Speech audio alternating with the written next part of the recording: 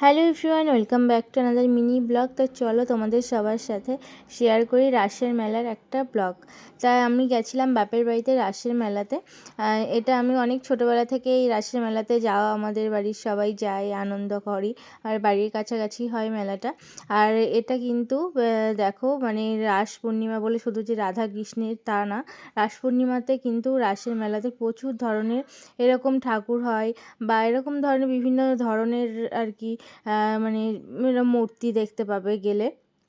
অনেক জায়গায় রাসের মেলা হয়, 1-2 দিনে শেষ হয়ে যায়। আমাদের এখানটায় বেশ 1 সপ্তাহ ধরে মেলাটা হয়।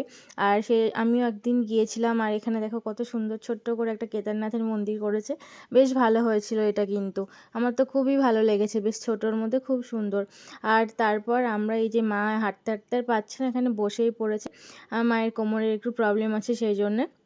আর এখানে কিন্তু রাসের মেলাতে আমাদের এখানে মানে জগদ্ধাত্রী পুজোটাও হয়, সেই ঠাকুরটা থেকেই যায়। আর এই দিকে দেখো কত বড় নাগরদোলনাটা, আমি তো কখনো উঠিনি। তোমরা কে কে উঠেছো অবশ্যই কিন্তু কমেন্ট করে জানিও আমাকে। আমার কিন্তু ভীষণ ভয় লাগে, অত উঁচু নাগরদোলনায় আমি কখনোই উঠিনি। আর এইদিকে মামাই দেখো এই জাম্পিংয়ে এগুলো উঠে পড়েছে, মিকি মাউস। তারপরে এইদিকে আরও অনেক ঠাকুর হয়েছিল, সেগুলো দেখছিলাম। তারপরে একটু আমরা আসলাম ফুড স্টলের দিকে কিছু খাওয়ার জন্য। এইদিকে মামাই তো মোমো খেলো। আর প্রচুর দোকান বসেছিল এখানে জিনিসপত্রের। এরকম আমাদের ওখানে 3টে মাঠে এরকম মেলা হয়। এই টুকিটাকি কিছু, এবার মেলায় গেলে তো মেয়েদের জানোই, হার চুড়ি মালা এগুলো তো কিনতেই মন চাই, তাই না? এগুলো একটু দেখছিলাম। আর সেরকম কিছু একটা পছন্দ হয়নি, টুকিটাকি কিছু নিয়েছি।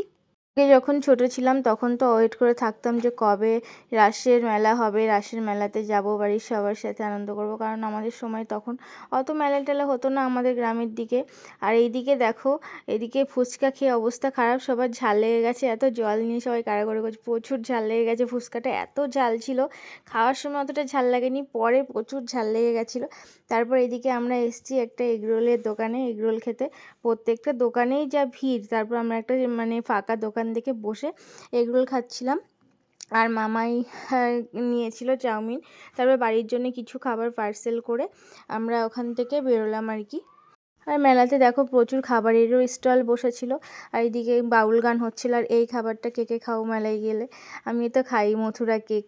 তারপর এই যে এইদিকে দেখো 108টা শিবের মন্দির করেছিল কি, শিবলিঙ্গ। আর এইদিকে যা ডান্স হচ্ছিল, আমি তো আর দাঁড়াতেই পারলাম না ডান্স থেকে। যা উল্টো পাল্টা ডান্স হচ্ছে, আমার এগুলো একদম ভালো লাগে না, আমি তো চলেই আসলাম। আর প্রচুর ভিড় হয়েছিল, অনেক প্রোগ্রাম ছিল।